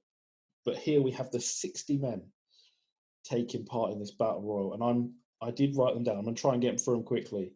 I haven't got enough fingers, dude. You can't. Sorry. Can you get your toes up on there as well? I'll get my toes out. Yeah. Okay. In the order they walked out, it's Arn Anderson, Alex Wright, you know, Das Wonder Kid, Brian Knobbs, someone called Ricky. I didn't get Bianca? Yeah, maybe. There's an EastEnders reference for anyone who watches that. Dave Taylor, representing the UK. He is apparently the Great Britain champion, Dave Taylor. Did he win? Did he win a tournament in Rio de Janeiro? Who knows? That's right. Scott Armstrong, Sting, Joey Maggs, Pistol Pez Watley, Disco Inferno, Ming, Stevie Ray, Mark Starr, whoever he is, Buddy Lee Parker, James Earl, whoever he is, Lex Luger, Eddie Guerrero, Cobra. Who you ask? I don't know. The Giant, Paul Orndorff, Canyon. Canyon makes a rare appearance. Bobby Walker, again, not sure. Bobby Eaton's there, or Earl Robert as they call him. Earl Robert. Chris Benoit, Randy Savage, Marcus Bagwell. The Yeti, who looks like Scorpion from... He does. He looks completely different from the mummy outfit he was wearing. And you know, he looked like bloody Scorpion from Mortal Kombat. Yeah. Kurosawa, Hugh Morris from the Dungeon of Doom, Zodiac as well, Yes No Man, or from Ed Leslie's Box of Tricks, VK Whitley, DDP, Scott Norton, Brian Pillman, Pitbull Pittman, Craig Pitbull Pittman. I'll get to him later. One Man Gang, Super Assassin 2, which made me worried then we didn't have a Super Assassin 1, but he gets to it. JL, which was Jerry Lynn under a hood. Bunkhouse Buck, Kensuke Sasaki, Mike Winner. Ever heard of him? But he sounds like a winner. Yeah. The Shark, Steve Armstrong, Hawk from the Road Warriors with no animal. Very strange. Yeah. Dave Sullivan, Scotty Riggs, Johnny B. Bad, someone called Big Train. I'm pretty sure Bobby Heenan called him the janitor. Yeah. Yeah. It was just a geezer in overalls. Yeah. Steve Regal, Dirty Dick Slater, Max Muscle, Super Assassin 1. He made his way in. Brother Fidel. Who you ask? I don't know. Kevin Sullivan, Sags from the Nasty Boys, Duggan, Jim Duggan, Booker T, Bubba Rogers, Ric Flair, and finally, our immortal hero, Hulk Hogan. You've missed some people. Have I? Yeah. Black Bart was one of them. Black Bart was in there? But he called it something else Bart. Buckside Bart or something like that. But he was Black.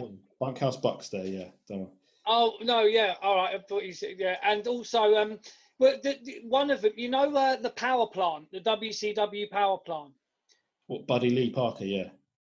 So you've got the Sarge, Yeah, Sergeant who's there Buddy, as well. Buddy Lee, yeah. Buddy Lee, yeah. So it's really funny to see him in wrestling mode as well, because you see him in various other documentaries. He worked as a big time sort of jobber in the early 90s. You'd see him on Saturday night a lot. But yeah, he is the head trainer. He was the head trainer of the power plant. He does some unspeakable things to poor Louis Theroux. Yes, he does. I was going to mention Louis Theroux. Documentary, yeah. Yeah. Michael Buffer does his catchphrase, gets a lot of money for it. And here we go. And this is the first 3 words I've got on my notes. What a clusterfuck. Well, it's a £250,000 of muscle and mayhem, Jordan. Yeah, true. I mean, it was never going to be. Do you know one of the greatest moments, that probably one of, if not the best moment of this match, right? You've got Michael Buffer in the ring announcing, okay, surrounded by wrestlers, and you've got the fantastic Steven Regal behind him, just like looking all around, like, you know, trying to cover his back and just absolutely selling this, like, this moment. Yeah, it is prime Steven Regal, is absolutely fantastic. And that was one of the moments. And dude, right? How what's the word? How arrogant can Hulk Hogan get by literally the bell rings? Okay, everything's kicking off. This is an over-the-top rope elimination match. And within 3 seconds, Hogan's pushed someone in the corner and he's climbed up to the top rope and he's pounding someone on the top. All someone has to do is push his ass and he's out, right?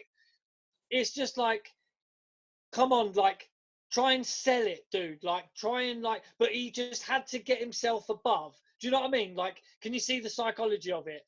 It started I'll get to the psychology of it in a bit. Because I've got, you know, within seconds, he has to elevate himself above everyone. Sorry. Fucking Hogan. We get to my personal favourite of the WCW sort of era. Multi-screen cameras. Instead of 2, like in their tag team tornado matches, they've got 3 just to make me feel better. I've got on here as well, Jordan's going to love the 3 screens. Yeah. I've actually got... If 2 is good, then why not have 3? It's fucking awful. You can't see what's going on anyway. Here we go. Is Eric Bischoff on the old marching powder here? I mean, probably, man. You know, he's not selling meat out the back of a truck anymore, is he? Well, I think he was out back with limo rickshaw, but probably it's probably the American Gene Dusty Rhodes.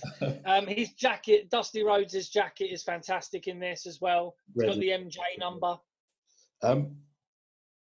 I just thought you'd need to be on coke to book this. You couldn't.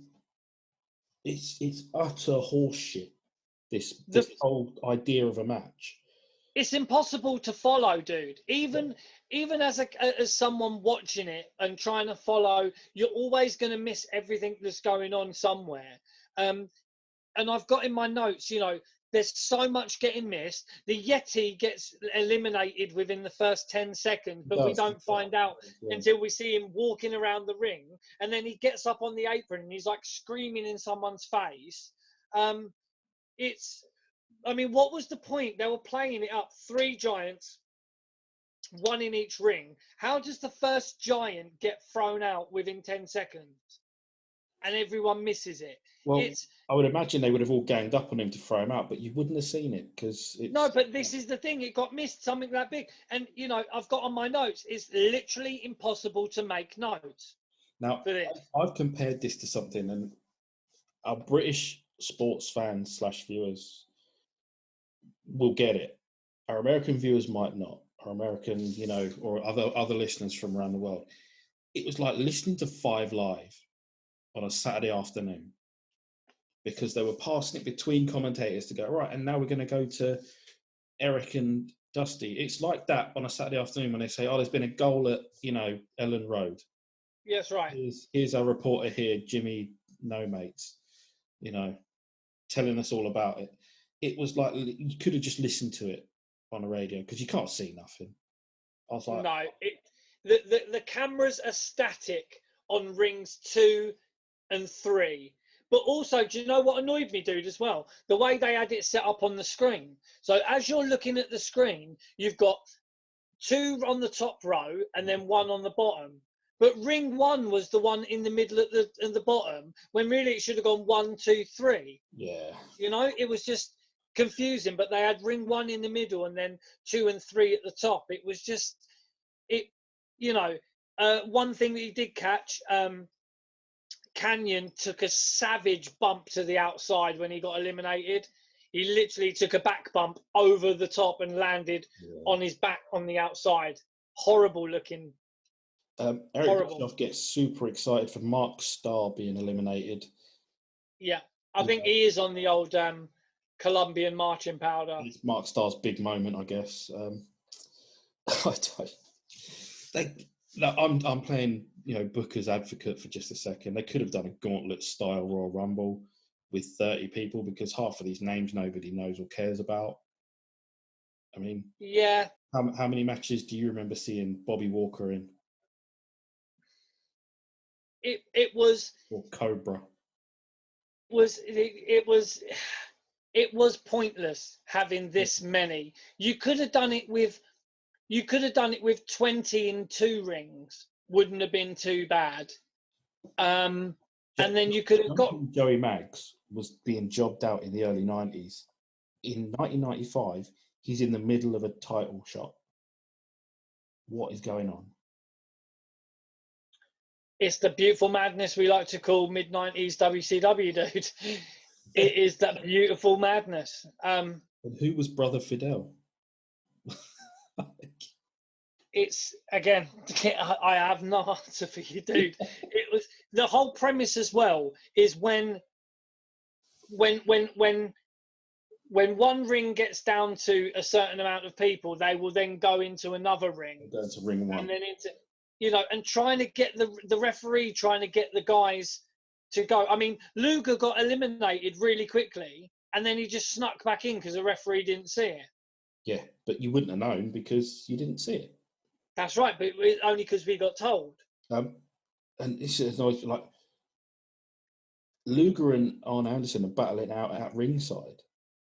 It's hard enough for these cameras, and like the production's a shit show now. It's gone. You've lost it. And now you've got people at ringside going at it as well. They're trying to follow that, and it's just what else can you do to make this worse? Luger didn't spend any time in the ring, really. No, he was. Luger spent the majority of the time on the outside. Eric and Dusty sign off from their bit. Their ring's done, and so is Cruz and Zbyszko. We did finally down to 1 ring, and thankfully one hard camera just. But in the midst of that, Craig Pitbull Pittman puts someone in an arm bar. Fucking idiot. How's that going to get him over the top rope? Well, there's a point as well where Eddie Guerrero does like a load of crazy moves where they're packed like sardines in the fucking ring. And you've even got Arn Anderson doing a spine buster on someone. But you've got Eddie Guerrero doing like drop kicks and landing on people and doing all these really weird moves and stuff in the ring where you've got no room to move. And it's like, I mean, fair play. It was good stuff. But there is a mention of Dave Taylor being the Great Britain champion. Who did he beat? The Queen. I'll take that. You've got to pin her or submit the Queen. Maybe it was Prince Philip. Who knows? Yeah. Scott Armstrong was stretched out. No idea why. Dude, but I was going to... This is a question I had for you. Do you know if that was legit or not? Because if it's not legit, what was the point in getting those EMTs out there? There was enough going on already. I think it had to be legit, bro. It had to be legit. But then again, if it was legit, You had, dude, you had, it was making me laugh, right? You had these fucking ambulance men, these EMTs coming down to put this guy in a stretcher. But then you had wrestlers like jumping over him and like doing crazy stuff. And like one of them almost gets a boot to the face where you've got stuff going on around the ring. And it's like, I thought it must have been legit because there was no reason. I mean, because we didn't see what had happened, and I thought maybe he did land dodgy on his neck or something outside or whatnot. On his neck or his shoulder or something. It looked like his arm. That's right. Yeah. Front, so I thought he might have.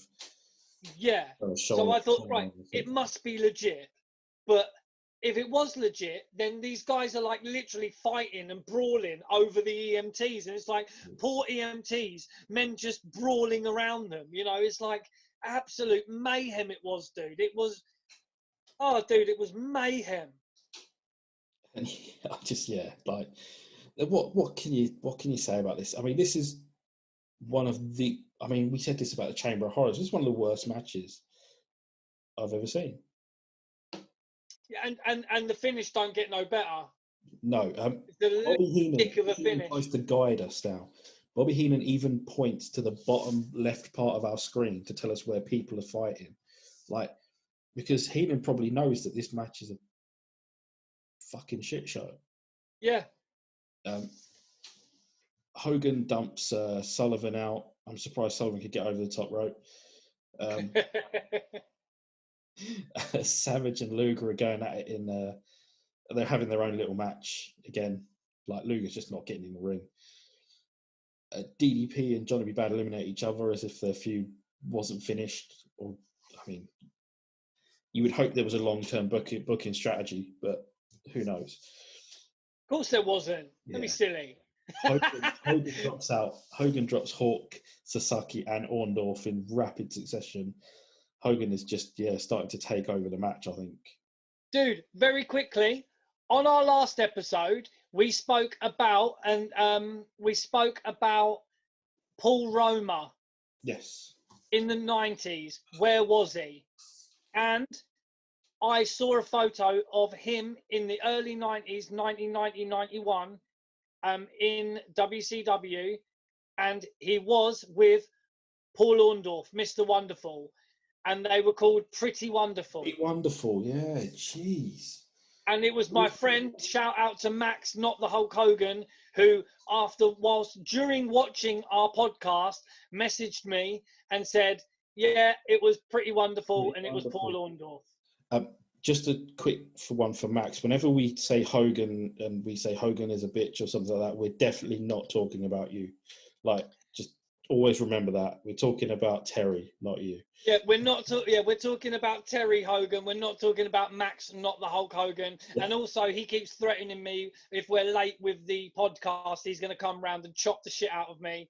And he said he's got a dodgy knee, but he said he can still hold my puny weight and damage me. So shout out to Maximus. That's your problem to bear, Chris. I think I might just be late one day, just like 1 week, just have a couple of days off, so Max can come around and give you a couple of chops. And he fucking will as well, man. Shout out to Maxie. Number one fan. Arn Anderson hits that spine buster. I mean, it's a great spine buster on Eddie Guerrero, and always. Yeah. But then Flair and Arn get put out by this weird combo. It's like Flair goes to the top rope, which is inexplicably stupid anyway. A slingshot from Sting on Arn into Flair sends Flair off packing, and then Hogan sticks his nose in and thinks, you know what, I haven't eliminated enough people in this match yet. Yeah. And clotheslines Arn out, and just because Hogan still hasn't eliminated enough people, he dumps out Sting, Giant, and Luger. It's fucking ridiculous. I would have loved, and not just because I love Ric Flair or loved Ric Flair, I would have loved to have seen Flair win this. I would have loved to have seen, after all the bickering going on with the Dungeon of Doom and Hogan and everybody else, that in the midst of that, the Horsemen would just literally engineer it where Flair would end up winning it, and It would I would have loved I it. struggle to find how the groups did so badly in this show. Yeah. The Horsemen, the Dungeon of Doom, the tag teams, like no one made the effort to team up. I think at one point, Hugh Morris tried turning on the Giant, and the Giant just chucked him out. That's correct. I mean, even the Nasty Boys didn't even really work together. They were the only ones I noticed that did work together for a little bit. Yeah. And actually, Hawk and Sasaki. Hawk, and Sasaki worked together very briefly. But where you've got like Brian Pillman. They were chopping the shit out of each other. Yeah, it's nuts. But yes, the end of this match, bro. It was a big pop for Hogan dumping out Sting, Giant, and Luger. I think mainly because of the Giant and Luger, they were heels and stuff. But Giant then pulls Hogan under the bottom rope.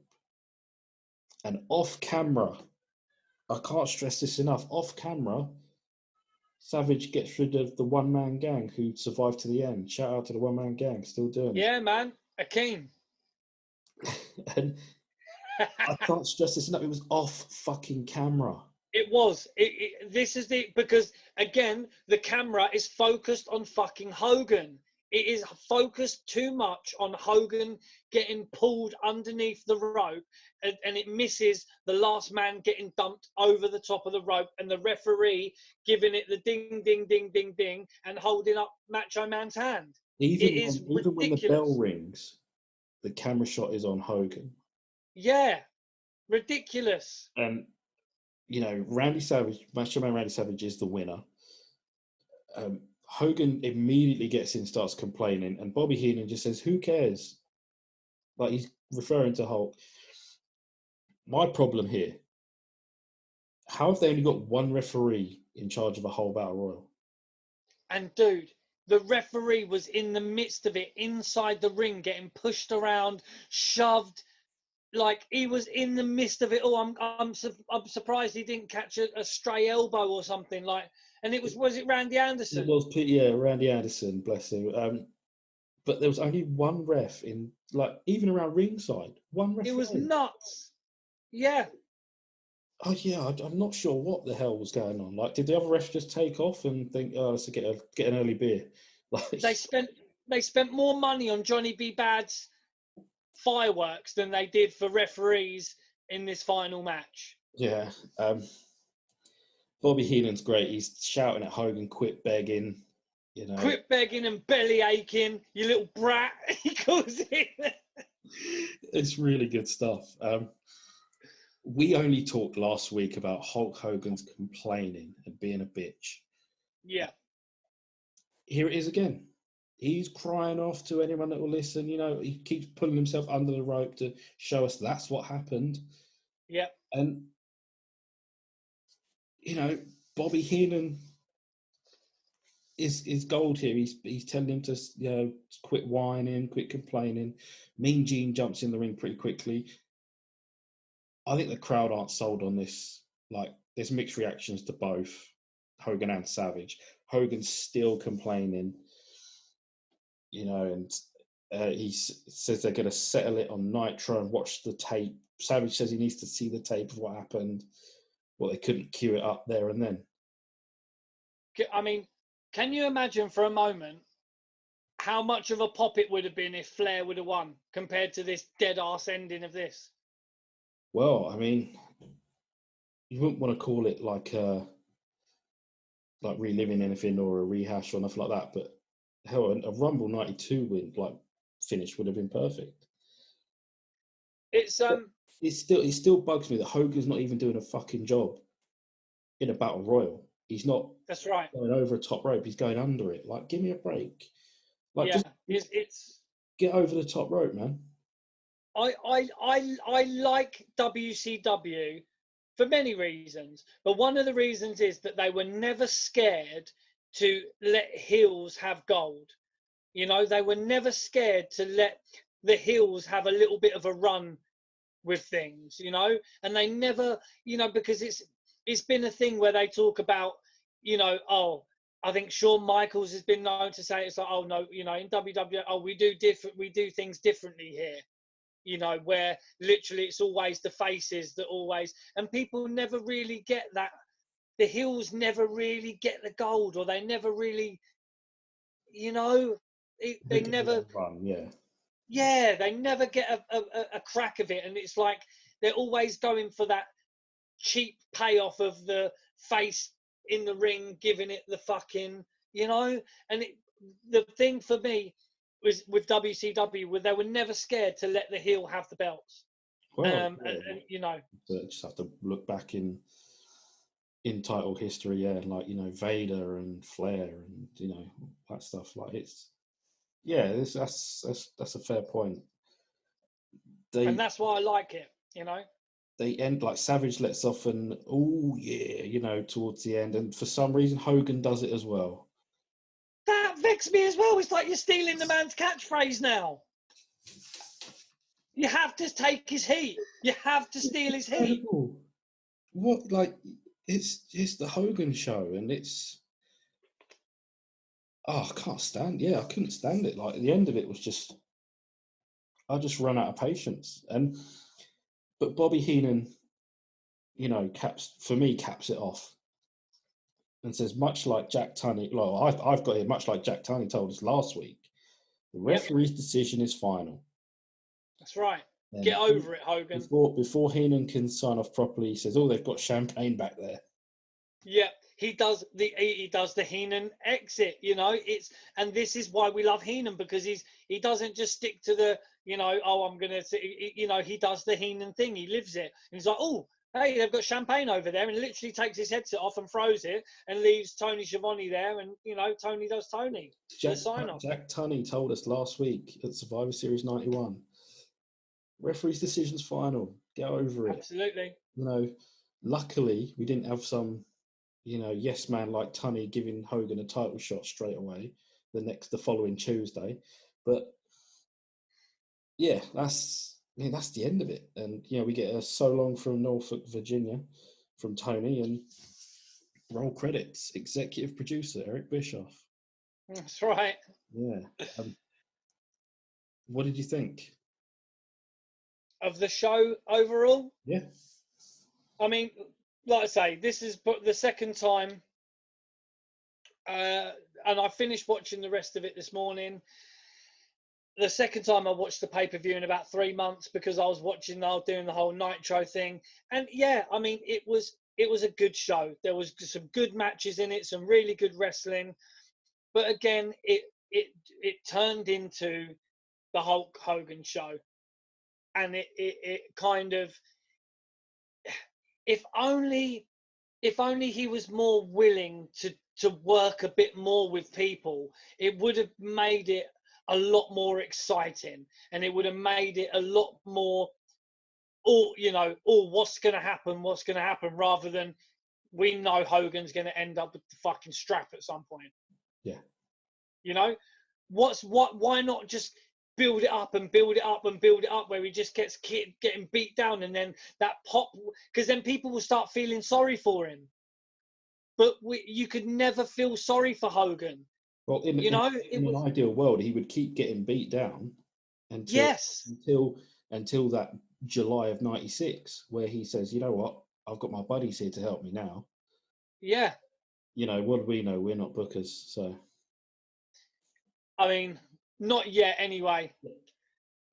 Yeah, I mean, it was a good show. I mean, how about you? You enjoy it? There were some really good parts. Like I said, I struggle with things like poor production. I struggle with things like multi-cameras, setups, and overly gimmick matches like tape fists and stuff. It's harder to watch, like, when it's bad. But they sprinkled it in with some good to excellent stuff, and it's watchable. The whole show is watchable. I would definitely recommend that people go and watch some of these matches at least. And if you think we're over egging it on the main event, then go back and watch it and tell us what you think. It's true, because we're not over it. It wasn't great. It really wasn't. But it's worth a watch.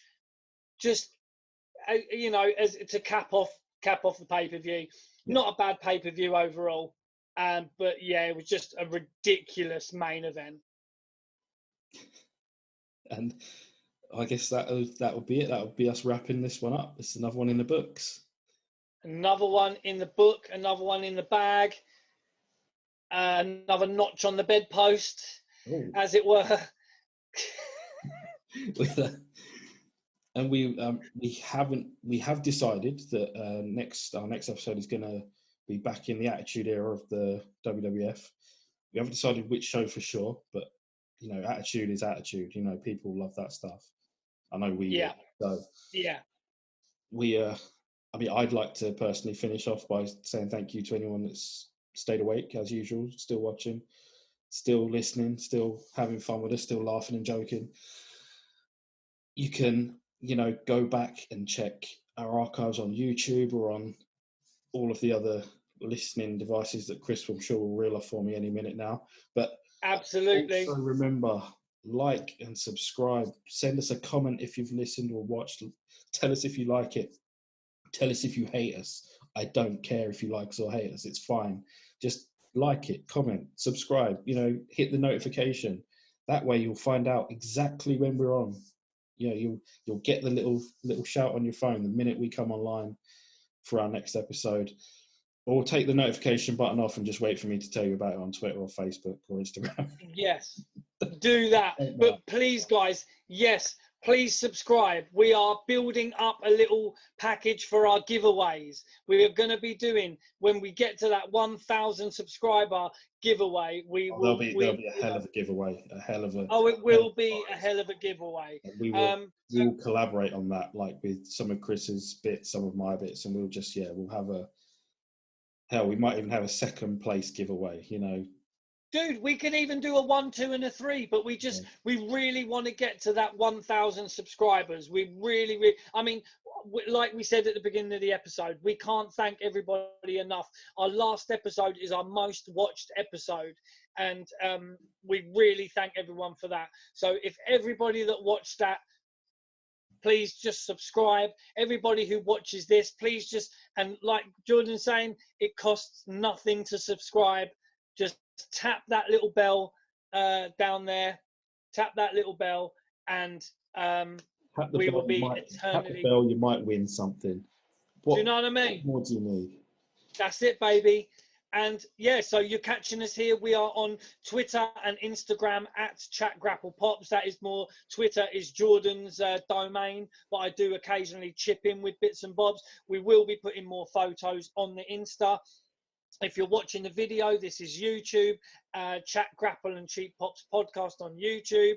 We are on every single podcast platform available, which is Podbean, Spotify, Deezer, Castbox, iTunes, Apple Podcasts, Google Podcasts, Stitcher, Listen Notes, iHeartRadio, TuneIn Radio, and a load more we've got to add to that list. You can get us on Amazon Alexa via TuneIn Radio. And yeah, we just love doing what we're doing, and we're going to keep doing it every week. We're going to keep grinding these out, and we just keep watching these wrestling pay-per-views. My main man, JB, I'm Chris Dredd. This was World War III, 1995 WCW. And we just want to say thank you to everybody that has listened, as Jordan says, listened, played along, laughed along. We love you all. Falling asleep too, yeah, sure.